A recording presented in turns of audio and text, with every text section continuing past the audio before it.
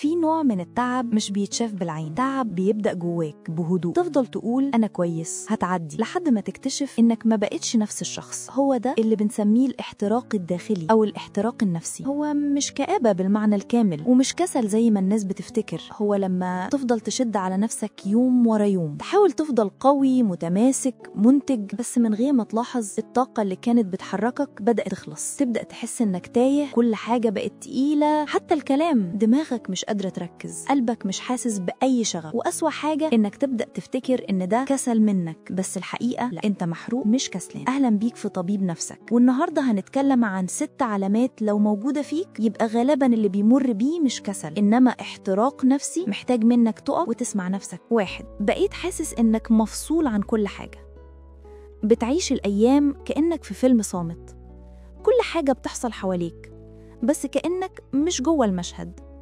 الناس بتتكلم وانت مش سامع، المواقف بتحصل وانت مش متأثر.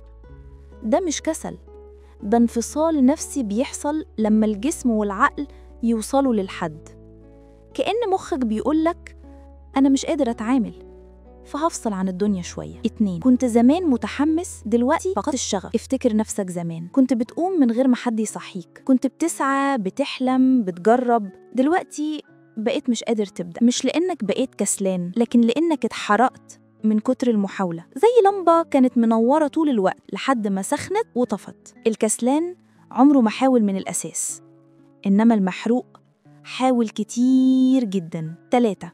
الحاجات اللي كنت بتحبها بقت عبء، كل حاجة كانت بتفرحك بقت مرهقة، الخروج، شغلك، حتى الهواية اللي كنت بتستنى وقتها. تحس إنك مش عايز تعمل حاجة ولا عايز ترفضها، لأن مخك دخل مرحلة كفاية ضغط، فبدأ يقفل الإحساس بالحماس علشان يحمي نفسه. وده مش كسل، ده جهازك العصبي بيحاول يعيش. 4. بقيت متقلب المزاج وبتتعصب بسرعة، كنت شخص هادي ودلوقتي أي كلمة بتستفزك، مش لأنك بقيت عصبي بس لأنك خلاص استهلكت كل طاقتك في الصبر. لما توصل للاحتراق حتى أعصابك بتتعب، مش بتعرف تتحكم فيها زي الأول، وده طبيعي مش ضعف. 5. بطلت تهتم بنفسك، نومك باظ، أكلك ملخبط، ما بقتش تهتم بشكلك أو حتى تنزل من السرير. ده مش كسل، ده استسلام مؤقت من كتر الإرهاق. لما كل حاجة تبقى مجهود حتى الراحة نفسها بتوجع، وده أكتر وقت محتاج فيه تقف وتدي نفسك فرصة ترتاح بجد. 6. التغير حصل بالتدريج، ده الفرق الحقيقي بين الكسل والاحتراق. الكسل ثابت، لكن الاحتراق بيبدأ بخطوة صغيرة كل يوم، ضغط بسيط، بعدين تعب، بعدين إرهاق، وبعدين يوم تكتشف إنك مش قادر تعمل حاجة.